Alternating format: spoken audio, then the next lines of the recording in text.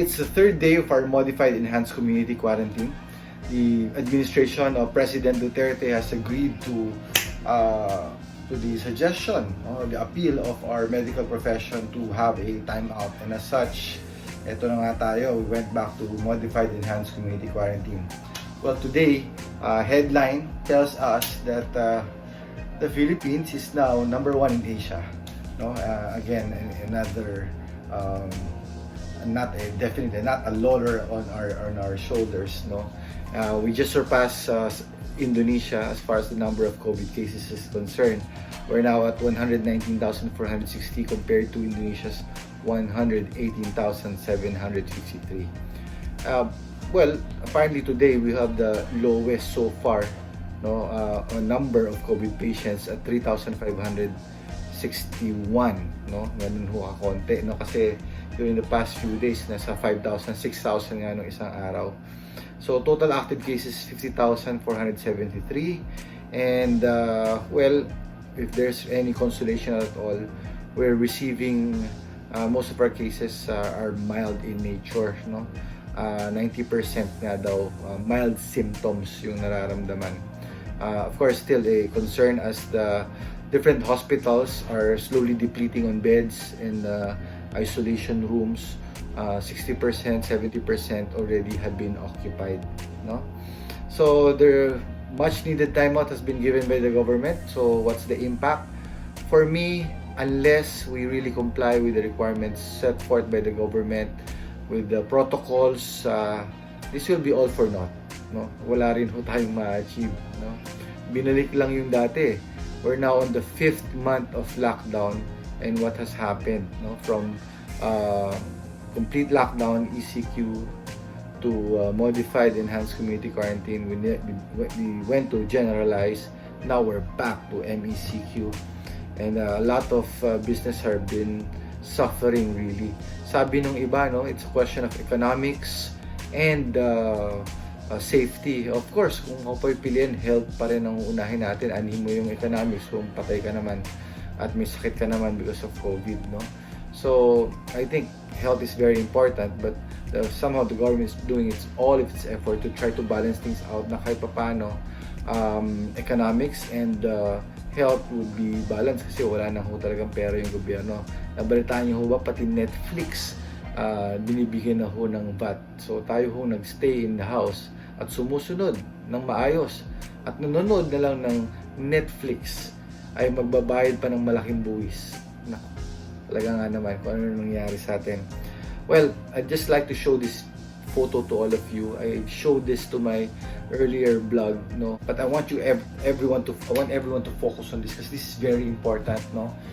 We've been seeing the cases really go up, no. Why is it so? Because you have not been following the protocols for infection control. Tayo po labas ng labas, no.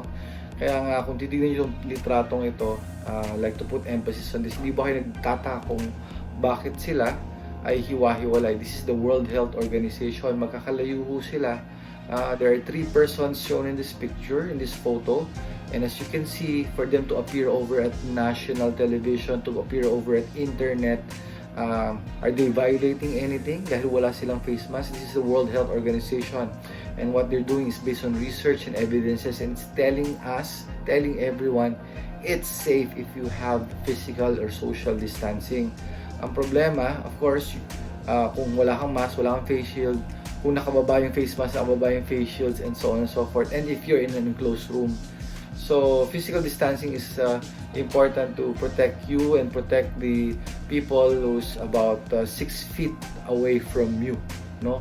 Kung hindi maiwasan, you can put up dapat naka-face mask talaga pag medyo lumapit kayo para may protection, pero even so, kahit nga dapat talaga meron kayong distancing na tinatawag. Well, just to let everyone know, no, I think if we go into MECQ, or if we are in MECQ right now, modified enhanced community quarantine, let's make this one count.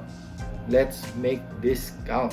Sana naman po magawa natin ang paraan na maging successful to, no, para hindi na mahirapan yung mga health workers natin, yung mga frontliners natin, so that hindi na sila ulit ng timeout. Sabihin nyo nga sa akin, is this really the last time that they're going to call for a timeout, mapapagod sila kung hindi tayo lahat magtutulong-tulungan. Kaya nga, napaka-importante yung panawagan natin na we all heal as one. No, I remember the World Health Organization called for two things among all people, no, all over the world, all nations. The way to beat COVID-19 is to practice two things, two very important things. Number one, solidarity. We must be as one. Dapat tayo ay magtulungan, magkaisa, sama-sama, walang iwanan, no? Kaya nito, nasa MECQ na tayo. Kung yung isa sa atin ay maging pasaway, then the weakest link, no? Pasaway kayo, babalik tayo. Lahat po tayo magugutom, lahat tayo baka magkasakit na ng COVID. So, marami nagsasacrifice, kaya lang just 1, 2, 3, or 4 people, no? Kahit nga isa lang yan, kapag hindi sumunod, lagot na tayo. The second one, aside from solidarity, is science, no? Science, evidence-based learning. We base it on what evidence says. Sa Amerika po, tulad nyo, nakita nyo nangyayari, no? 70,000 cases in one day. Why? Kasi kailan lang sila nagpa-implement na dapat pala may face mask. Nakakatawa, di ba? Even the son of the president of the United States is actually backing up all this non-evidence-based learnings on hydrochloroquinones, dexamethasone, and so on and so forth, no? Malaria drugs, anti-malaria drugs are used. So, a lot of misinformations that apparently ngayon lang nakakarating sa atin, more so all over the country, at marami pa rin niniwala, no, na ito yung mga tamang gamot. So let's all remember, we need to fight COVID-19. We need to stay as one, solidarity. We need to believe on what is scientifically correct. So science and solidarity must come hand in hand in order for us to be victorious against COVID-19. So everyone stay safe. Sana po always wear your mask, stay at home, don't leave, and let's all pray that this will be all over. Magandang gabi po sa inyong lahat. This is Dr. Steve Almonte in this channel. Please don't forget to click like and subscribe. Maraming salamat po.